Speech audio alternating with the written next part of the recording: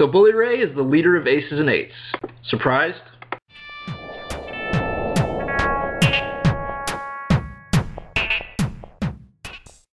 Hey guys, welcome to the March 14th, 2013 edition of the Matt Rundown, and we got a lot of stuff to talk about here today.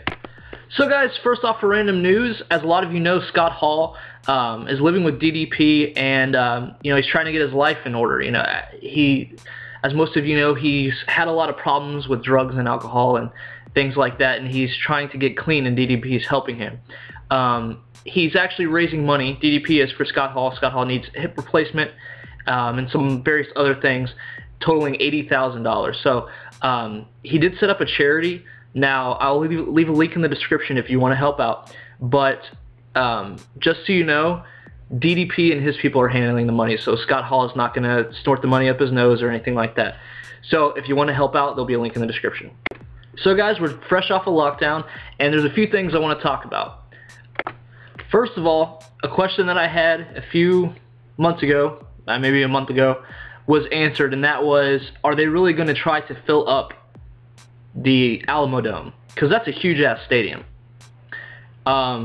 Well, from my understanding, they fit about 7,000 people in there, and the side of the arena that you could see on TV, there were more people than on the opposite side.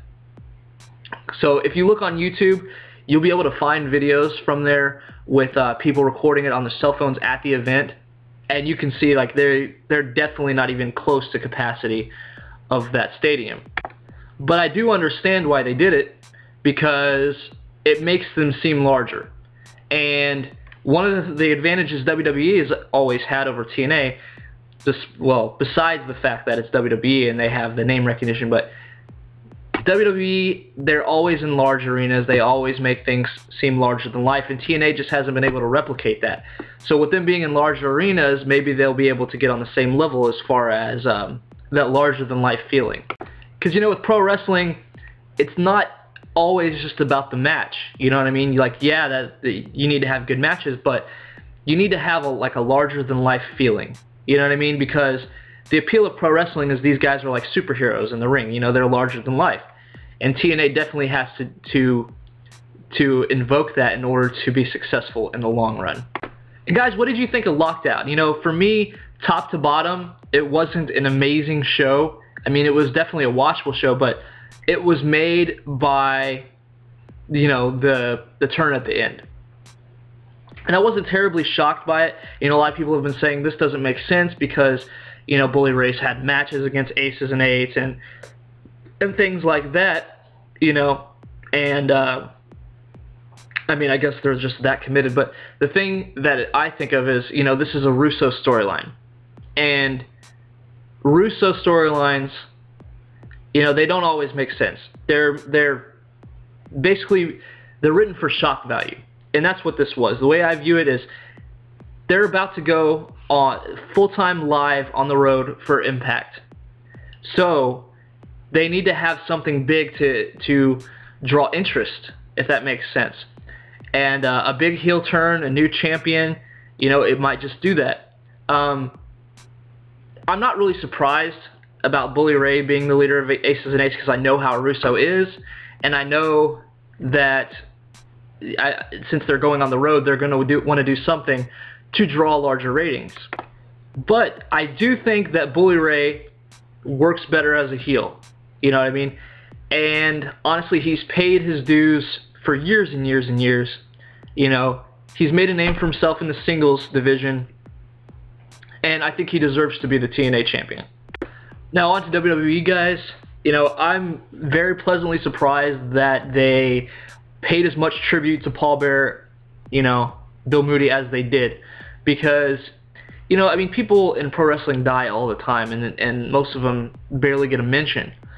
But it was cool. They had the Undertaker thing and Kane, and, you know, of course CM Punk used it to get cheap heat, but it wasn't too bad. He didn't say anything like I'm glad he's dead or any crap like that.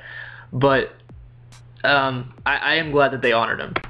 So last night we saw the New Age Outlaws in a match against Team Rhodes Scholars, who are back together now. But whenever I saw them come out. You know, I kind of had a feeling things were going to go that well, because they're not active wrestlers. You know what I mean? So, but of course they got jumped by Brock Lesnar, and it was interesting because Brock Lesnar accepted Triple H's match, which, you know, we've been knowing for months that was going to happen, but he said that after they signed the contract for the match, that at that point Brock Lesnar will unveil what stipulation he wants in the match. You know, one thing that I'm thinking is they had a Hell in a Cell last year at WrestleMania, Triple H and The Undertaker, and it would be odd to me if they had another Hell in a Cell this year at WrestleMania. You know, maybe a cage match or something. If it's anything like a street fight or no holds barred or anything like that, that's going to be pretty disappointing because they don't show blood anymore. So there's really no point in a street fight. You know what I mean? Because they've toned down the violence a lot. You know, so it's just not going to be an extreme match. But it will be interesting to see what stipulation they do decide on. And holy crap, Dolph Ziggler got a win. Yeah, I've seen a lot about people talking about, well, they've buried, you know, various other Money in the Bank winners before they actually won the title. But to me, that's just idiotic, because if you're going to put the belt on someone, make it believable. You know what I mean? Make it look like they actually deserve to hold the title. That's just my opinion. Okay, guys. The Alberto Del Rio versus Jack Swagger angle right now, you know, they're playing up that angle, you know, as far as their verbal confrontations and stuff like that. But right now, there's nothing that's making me think that this match is going to be so spectacular. First of all, it's probably going to be like in the first 3 matches of WrestleMania. You know, they've been doing that a lot lately, putting the World Heavyweight match like way down on the card. And yeah, they need to do more to make people think that it's going to be a good match. Guys, just some quick channel update news here. I was supposed to get the Nitro Volume 2 DVD review this past week. I didn't have time to do it, but I am going to get that up tomorrow. And then Thursday, I'm going to try to get WrestleMania, the worst WrestleManias of all time, number 3, uploaded. So look for those. And as always, guys, I love hearing what you think. So feel free to leave any comments, ask any questions that you might have down below. And if you hit that like button, I will not be mad at you. But anyway, guys, thanks a lot. Thanks for watching, and I'll see you next time.